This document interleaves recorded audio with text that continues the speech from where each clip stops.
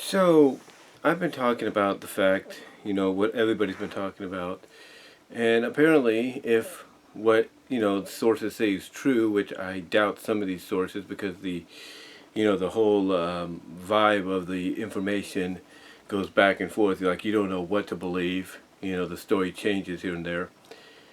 But apparently, if what they say is true to some extent, it seems that WWE will be facing some major backlash, if not is facing some major extreme backlash after last night's Raw. And mainly it's because they pretty much can see that Vince was all over, Vince's fingerprints were all over it. Now, here's what I will say.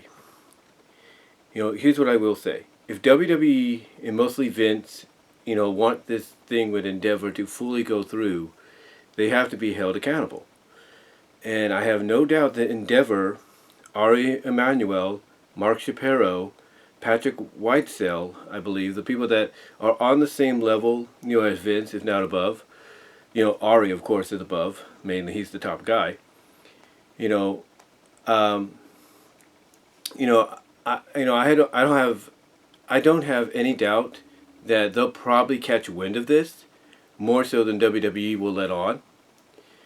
And I think what's going to happen is they'll basically, get a hold of Vince and say, look, we heard you were backstage. You were more hands-on than you said you would be. And Ari could probably say, hey, you said you wouldn't be that hands-on. You were sitting right next to me in the interview, which everybody could see, even now. I've got a feeling it's going to get back to them. And Vince is probably, and this is my opinion, Vince is probably going to take a step back from creative. Like, oops, maybe I took it a step too far. I didn't know people would notice. I'll step away and everything. I'll step away, let Hunter handle it. Just go about focusing on trying to get this deal finalized. I think that's what's going to happen. Like Vince, we know WWE always likes to try to fix the problems once they get a word going around that the fans are mad, fans are giving them extreme backlash. Everybody's on them because they could see what happened, when it comes to certain things. So I've got a feeling they're going to probably try to fix this Friday, which to me is a good sign because I think what's going to happen is Vince will not, because the backlash they're getting right now, if any of the sources of what they said is true to an extent, if any of that is true, because like I said, it keeps changing, the story keeps changing that they've been getting. If any of that is true to an extent, then I've got a feeling SmackDown's going to be a good show this week to make up for the abysmal Raw that everybody got last night.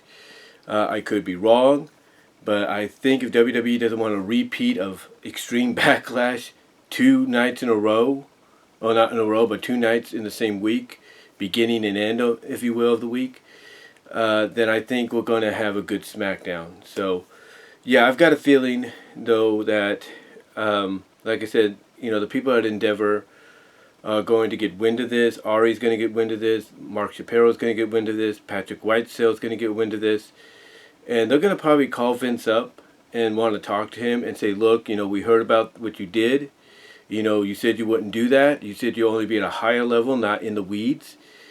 And they might chastise him. They said, hey, if you're the kind of guy we're going to be working with, maybe we don't want you here. Maybe we don't want nothing to do with your company. I don't think they would say they don't want nothing to do with the company, but they might be thinking, yeah, if you're going to lie to us, what else have you lied to us about? They're going to be wondering about that. And I think Vince obviously doesn't realize what he's probably put himself into, or the situation that is. That basically now he's going to get a lot of eyes on him, like, can we really trust this guy? If he lied about not being involved creatively, what else has he lied about? So yeah, I think the only positive out of this will be the fact that we will get a pretty good SmackDown and probably a pretty good Raw next week to make up for what happened last night. But when I look at this whole situation with Vince, if you will, when I look at this whole situation, it reminds me of something in Sonic the Hedgehog when I used to read Sonic the Hedgehog, the Archie comics version. And in that comic, you had several notable head writers. Ken Penders, of course, is at the top. Carl Bowlers was second, and then of course Ian Flynn. And all of them all of them when they started out very well. People praised them for the storytelling and everything, but every once in a while they would end up pretty much screwing up. They would have their bad days or their bad moments. Sometimes they make decisions that nobody liked. Like Ken Penders, when he started, he was looked at as one of the best writers, if not the definitive writer of Archie Sonic. And then when he got a hold of the Knuckles, property as a licensed book, he went to town on that, did a great job in creating the lore for Knuckles, and then took what he did with Knuckles, brought it to Sonic, and Carl Bolas took it from there. And it's like, at first they were doing good, but as time went on, it felt like they were dipping lower than they should have. Like they were going in directions they shouldn't have gone and stuff. And basically, by going in those directions, like let's say Carl Bolas and the slap, Ken Penders and the insinuation of Bunny, doing the deed, if you will, with who she thought was Sonic, but was evil Sonic, going to be Scourge later on. Stuff like that. They got criticized for all that. They got criticized, like, why would you do this? Why would you do that? And everything. And then, of course, revelations later on of what, Ken wanted to do with Sally and Joffrey St. John. And, it's like, they started out great, but then they fell. And then here you came Ian Flynn. And Ian Flynn started out well. He was, one of us. He was one of the fans. He started out well, cleaned up a lot of things, gave us what we wanted. But over time, he started to kind of dip a little bit and make some decisions that weren't, very popular. And before we knew it, he made a decision that really was very controversial. It wasn't very popular with the fans, that being the Mecha Sally arc and everything. But later on, pulled through, realized, not just because, the legal reasons and all that behind the scenes, but pretty much realized, I made a mistake. I got to fix that. And and pretty much the soft retcon reboot, if you will, did that. But the reason I'm making this comparison is it shows you that not even the person, like let's say an Ian Flynn, who could be compared to like a Triple H, not even Ian Flynn is perfect in what he did. I mean, even right now in IDW, he's not perfect.